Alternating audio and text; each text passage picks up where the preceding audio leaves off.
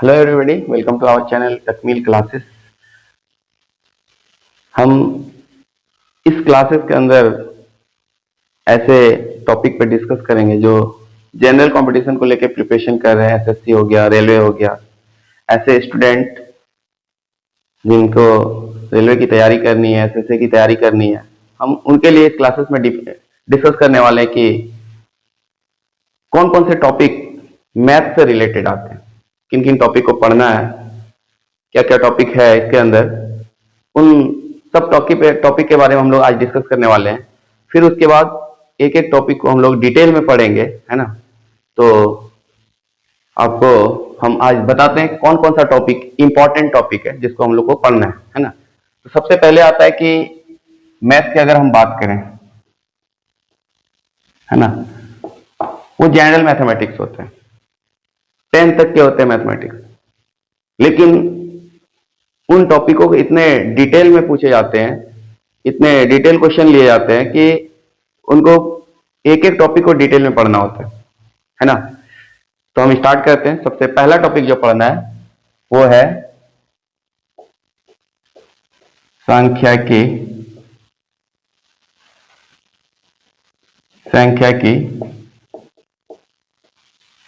योग्यता। सांख्यिकी योग्यता सबसे पहला टॉपिक जो है मेरा वो क्या है, सांख्यिकी योग्यता है, जिसको हम लोग इंग्लिश में बोलेंगे न्यूमेरिकल एबिलिटी। न्यूमेरिकल एबिलिटी सबसे पहला टॉपिक होता है, सांख्यिकी योग्यता। न्यूमेरिकल एबिलिटी के बारे में हम लोग यहाँ पे डिस्कस करते हैं, ठीक है। उसके बाद आता है मेरा सरलीकरण, जो कि हम लोग सरलीकरण से रिलेटेड हर एक एग्जाम में, चाहे वो एसएससी का हो चाहे रेलवे का हो, हर एक एग्जाम में सरलीकरण से क्वेश्चन पूछे जाते हैं, है ना। तो सरलीकरण काफी इंपॉर्टेंट होता है, जिसको हम लोग कहते हैं सिंप्लीफिकेशन।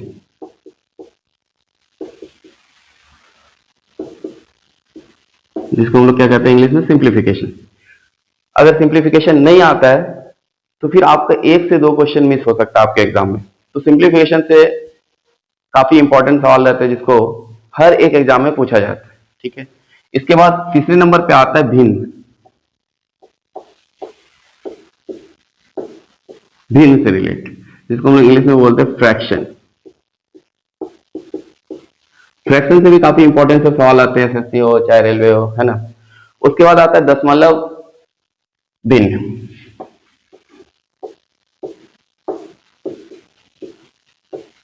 दशमलव भिन्न, है ना, डेसिमल फ्रैक्शन जिसको हम लोग कहते हैं,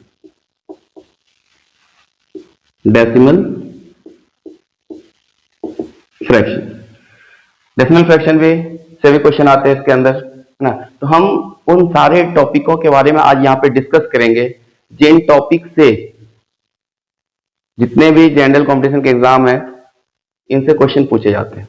इन पर अगर आपका कमांड नहीं है तो फिर आपके बहुत सारे क्वेश्चन क्या हो जाएंगे, मिस हो जाएंगे, है ना। अब आता है वर्गमूल और घनमूल।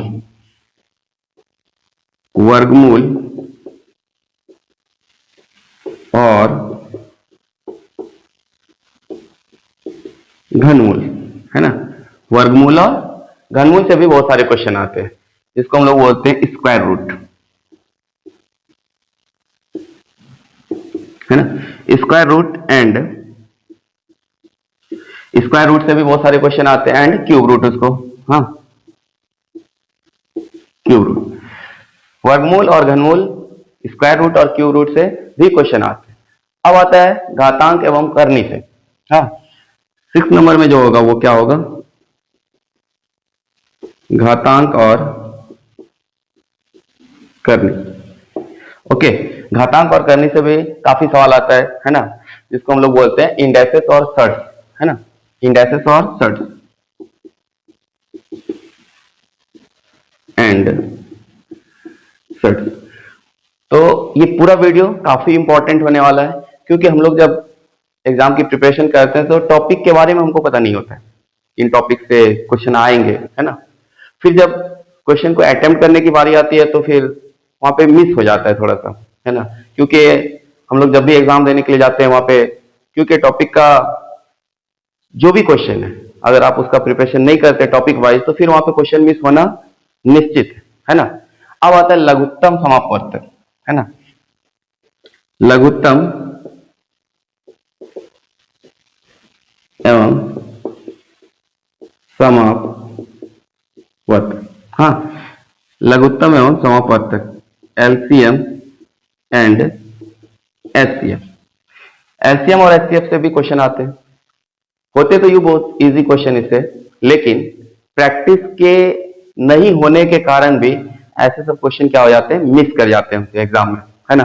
तो लघुत्तम समापवर्तक एक इंपॉर्टेंट फैक्टर होता है हर एक एग्जाम में, जो कि इससे क्वेश्चन पूछा जाता है। अब आता है द्विधारी प्रणाली। द्विधारी प्रणाली जिसको हम लोग बोलते हैं यहाँ पे डेसिमल बाइनरी सिस्टम, है ना। इसको क्या कहते हैं, बाइनरी सिस्टम। द्विधारी प्रणाली से भी बहुत अच्छे सब क्वेश्चन आते हैं यहाँ पे, है ना। बाइनरी सिस्टम कहते हैं, द्विधारी प्रणाली से भी क्वेश्चन आते हैं बहुत सारे, है ना। अब आता है आसन मान।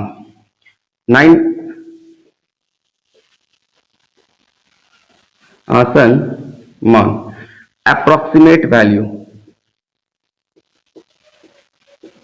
अप्रोक्सीमेट वैल्यू से भी बहुत सारे क्वेश्चन आते हैं, है ना। सिंपल क्वेश्चन रहते हैं ना, टाइम टेकिंग होता नहीं ये क्वेश्चन, बट मिस होने के चांसेस बहुत रहते हैं आसन मान से रिलेटेड क्वेश्चन में, ठीक है। अब आता है यहाँ पे इक्वेशन टेस्ट, समीकरण टेस्ट से भी बहुत सारे क्वेश्चन आते हैं, हाँ, समीकरण टेस्ट से भी बहुत सारे क्वेश्चन आते हैं यहाँ पे, है ना। समीकरण परीक्षण इसको बोलते हैं हम लोग, हाँ, जिसको हम लोग इक्वेशन टेस्ट कहते हैं इंग्लिश में, इक्वेशन टेस्ट, ओके। तो इक्वेशन टेस्ट से भी बहुत सारा क्वेश्चन रहता है। उसके बाद आता है लघु गणक, ये भी एक इंपॉर्टेंट रोल प्ले करता है हर एक एग्जाम में। लघु गणक,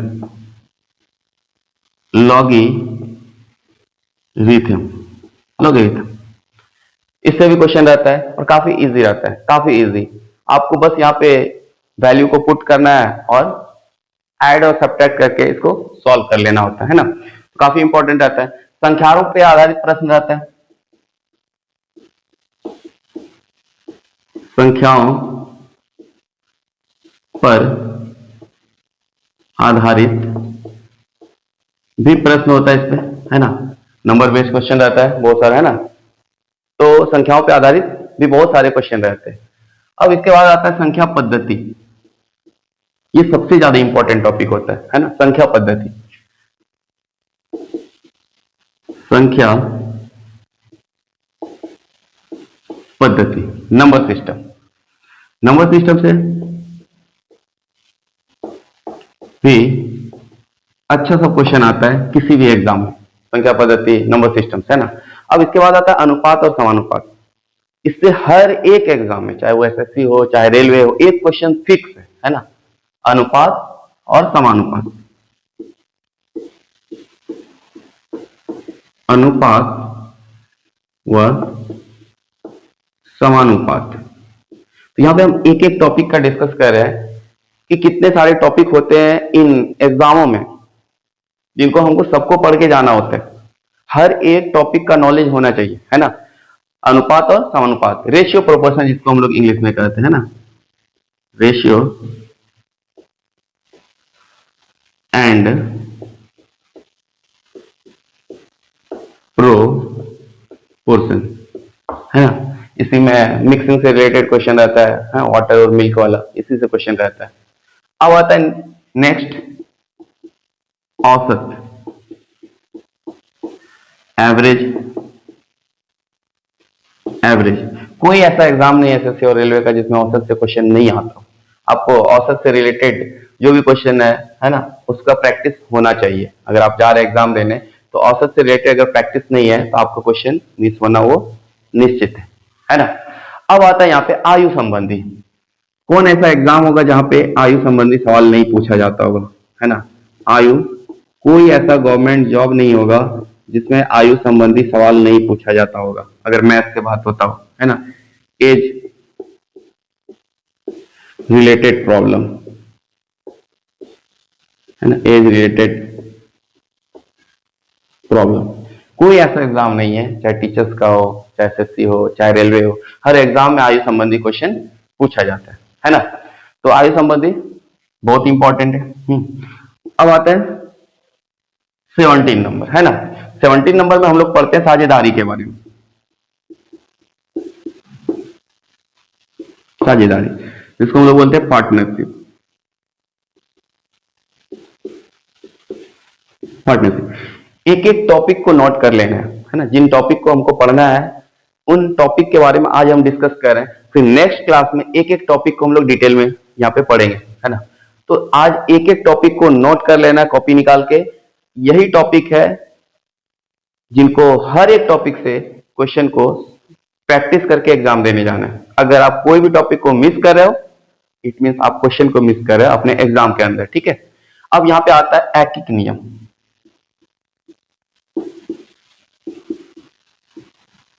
ऐकिक नियम, है ना। ऐकिक नियम से भी बहुत सारे क्वेश्चन रहते हैं ना, जिसको बोलते हैं यूनिटरी मेथड।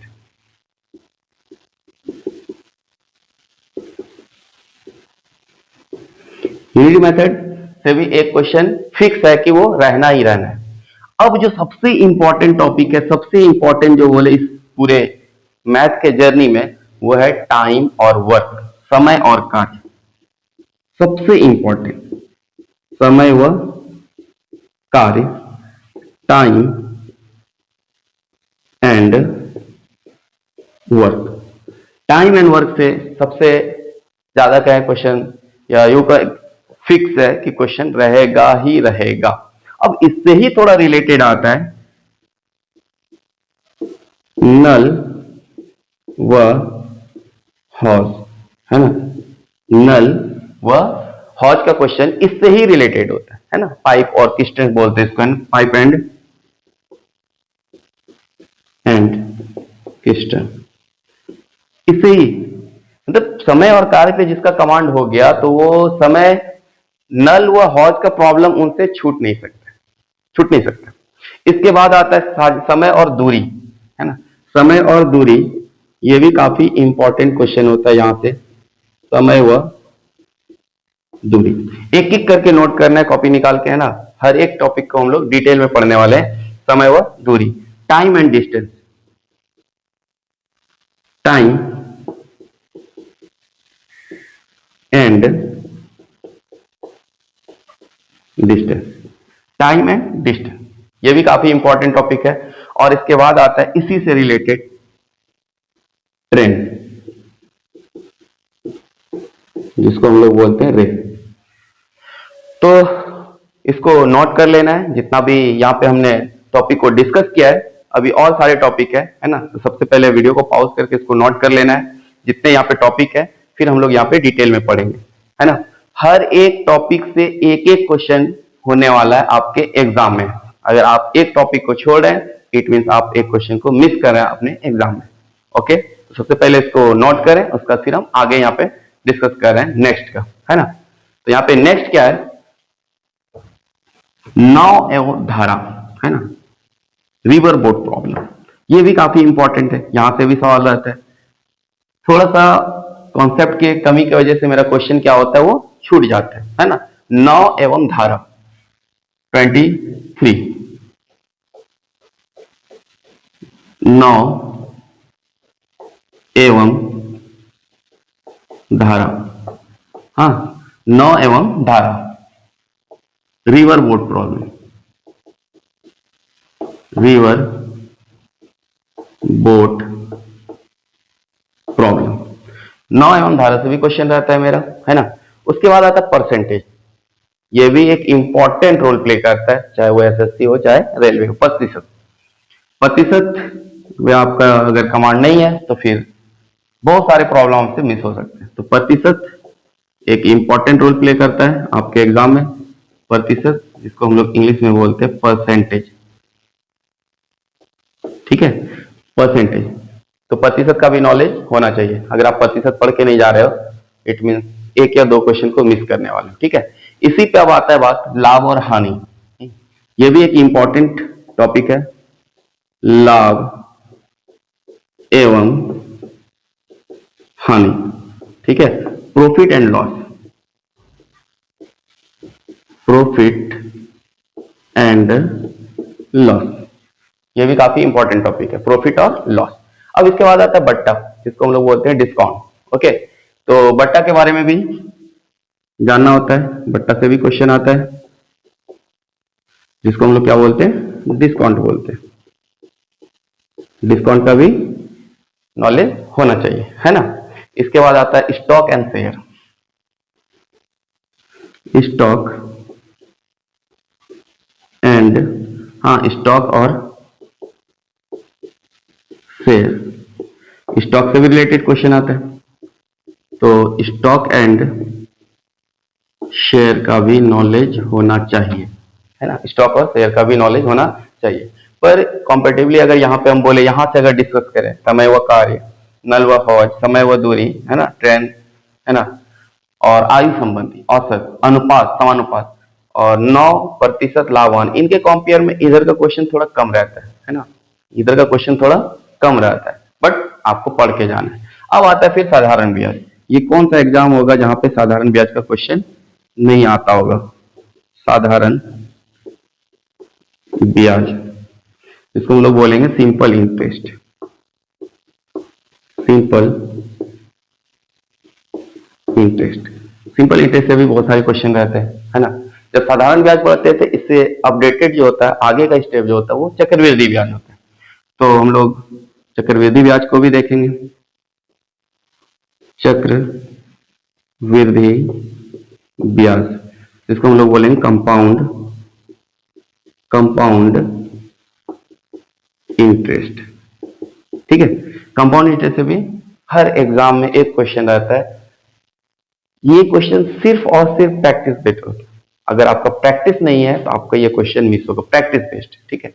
अब आता है मिश्रण, मिश्रण भी काफी इंपॉर्टेंट होता है ना। मिश्रण काफी इंपॉर्टेंट होता है, जिसको हम लोग मिक्सचर बोलते हैं। मिक्सचर से हर एग्जाम में क्वेश्चन रहता है और ज्यादातर स्टूडेंट इसको मिस कर देते हैं सवाल, है ना। क्यों? क्योंकि इसका जब भी क्वेश्चन पूछा जाता है वो कॉन्सेप्चुअल पूछा जाता है, अगर आपका कॉन्सेप्ट क्लियर नहीं तो फिर नहीं कर पाओगे, है ना। अब आता है क्षेत्र मिति, इसके बाद आता है क्षेत्र, क्षेत्र मिति। क्षेत्र मिति से भी काफी सवाल आता है ना। क्षेत्र मिति का सवाल अब जो एग्जाम हो रहा है ना, अब जो एग्जाम हो रहा है इसमें ज्यादा पूछा जाता है, मेंसुरेशन जिसको हम लोग बोलते हैं, सीटेट वगैरह हो गया, यहाँ पे भी क्वेश्चन पूछा जाता है ना, मेंसुरेशन। अब यहाँ पे कुछ और टॉपिक है ना, तो सबसे पहले इसको क्या कर लेना है, नोट कर लेना है। जितना टॉपिक हम यहाँ पे डिस्कस कर रहे हैं, एक एक टॉपिक अपने आप में इंपॉर्टेंट है, एक एक टॉपिक, हर एक टॉपिक अपना इंपॉर्टेंस लिया हुआ है, और आप एक भी टॉपिक को मिस कर रहे हो, इट मीन्स आप अपने एग्जाम में क्वेश्चन को मिस कर रहे हो, ठीक है। अब आता है समांकों की पर्याप्तता, है ना, समांकों की पर्याप्तता। अब ये क्या होता है सर? ये डाटा से रिलेटेड क्वेश्चन है ना, जिसमें हम लोग डाटा से रिलेटेड प्रॉब्लम को हम लोग डील करते हैं ना। समांकों की पर्याप्तता 32, समांकों की पर्याप्तता, हाँ, समांकों की पर्याप्तता, ये एक डाटा सफिशिएंसी रिलेटेड क्वेश्चन है ना, जिसको हम लोग यहाँ पे पढ़ना पड़ता है। डाटा सफिशिएंसी, डाटा सफिशिएंसी, समांकों की पर्याप्तता काफी इंपॉर्टेंट है ना। अब आता है संख्या श्रेणी, नंबर सीरीज, यहाँ पे भी इंपॉर्टेंट रोल है। नंबर सीरीज के बारे में जानना होता है। नंबर सीरीज, जिसको हम लोग बोलेंगे संख्या, संख्या सीरीज, चाहे वो हिंदी मीडियम हो चाहे इंग्लिश मीडियम हो, दोनों के लिए क्वेश्चन यहाँ पे डिस्कस किए जाएंगे, है ना। अब आता है असमानता, असमानता, जिसको हम लोग बोलेंगे इनइक्वालिटी, इनइक्वालिटी, है ना। ये जितने हम टॉपिक की बात करें, एक एक को नोट करना है, अपने एक नोटबुक में अच्छे से नोट करना है और एक एक टॉपिक को अपना एग्जाम पढ़ के देने जाना है और एक एक टॉपिक को हम यहाँ पे पढ़ाने वाले हैं, ठीक है। अब आता है समय और घड़ी, समय और घड़ी, है ना। समय और घड़ी से भी काफी क्वेश्चन आता है ना। टाइम, हाँ, समय और घड़ी से काफी क्वेश्चन आता है ना। अब नेक्स्ट जो हम यहाँ पे बात करने वाले हैं वो आएगा कैलेंडर। कैलेंडर से भी काफी क्वेश्चन आता है, तो कैलेंडर को भी पढ़ के जाना होता है। कैलेंडर के बारे में भी पढ़ के जाना होता है। अब आता है कर्मचय और संचय, परमुटेशन कॉम्बिनेशन। ये एक ऐसा टॉपिक जो सबसे ज्यादा कंफ्यूजन पैदा करता है ना, कर्मचय एवं संचय एवं संचय। कर्मचय एवं संचय को जानना काफी जरूरत है। Permutation and combination, permutation and combination, permutation and combination जिसको हम लोग बोलते हैं। अब यहाँ पे इतने सारे टॉपिक को पढ़ने के बाद प्रोबेबिलिटी को तो आप छोड़ ही नहीं सकते, है ना। प्रायिकता, प्रायिकता काफी इंपॉर्टेंट रोल प्ले करता है। प्रायिकता इवन आपका सीटेट में भी पूछा जाता है ना। प्रोबेबिलिटी, प्रायिकता भी काफी इंपॉर्टेंट रोल प्ले करता है। अब आता है दौड़ और खेल, यहां से भी क्वेश्चन आता है। दौड़ एवं खेल, है ना। दौड़ एवं खेल से भी बहुत सारे क्वेश्चन आते हैं ना। रेस एंड गेम प्रॉब्लम जिसको हम लोग बोलते हैं, race and game. Race and game काफी इंपॉर्टेंट रहता है ना। अब आता है त्रिकोणमिति। अब ये इधर कुछ सालों से त्रिकोणमिति एक इंपॉर्टेंट रोल प्ले कर रहा है। ऐसे क्वेश्चन आ जा रहे हैं कि स्टूडेंट बोलते हैं मिस हो गया, है ना। क्यों मिस हो गया? कि एक त्रिकोणमिति एक ऐसा सेक्शन माना जाता है जिसमें कि बहुत ज्यादा प्रैक्टिस चाहिए और थोड़ा कॉन्सेप्ट क्लियर चाहिए इसके अंदर, है ना, त्रिकोणमिति। तो त्रिकोणमिति भी काफी इंपॉर्टेंट होता है और ये पहले तो बहुत ज्यादा नहीं था लेकिन अब इसका क्रेज बढ़ गया, है ना। ट्रिगोनोमेट्री, ट्रिगोनोमेट्री, है ना, इसका थोड़ा सा क्रेज अब बढ़ गया, है ना। तो यहाँ पे त्रिकोणमिति को भी पढ़ के जाना होता है। जब आप त्रिकोणमिति पढ़ रहे हैं इसी से रिलेटेड है। अगर त्रिकोणमिति पे कमांड क्लियर हो गया तो आता है ऊंचाई एवं दूरी, ऊंचाई एवं दूरी, जिसको हम लोग बोलते हैं height and distance, height and distance. Height and distance से भी क्वेश्चन आता है। अगर त्रिकोणमिति पे कमांड हो गया तो हाइट एंड डिस्टेंस कुछ रह नहीं जाता, है ना। इसके बाद आता है ज्यामिति, इसके बाद आता है ज्यामिति,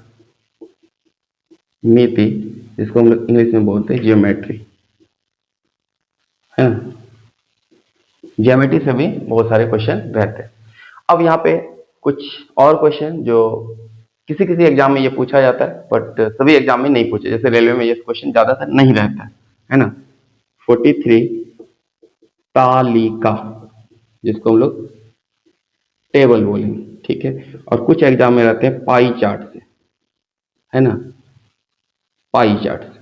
हाँ, अभी तक मैंने जितना यहाँ पे टॉपिक डिस्कस किया है ना, 43, 44, ये सभी टॉपिक इंपॉर्टेंट है और इनमें से जो सबसे ज्यादा इंपॉर्टेंट था वो मैंने यहाँ पे डिस्कस किया। हम नेक्स्ट वीडियो में एक एक टॉपिक को डिटेल में पढ़ेंगे इसी चैनल पे। हाँ, ओके, बाय।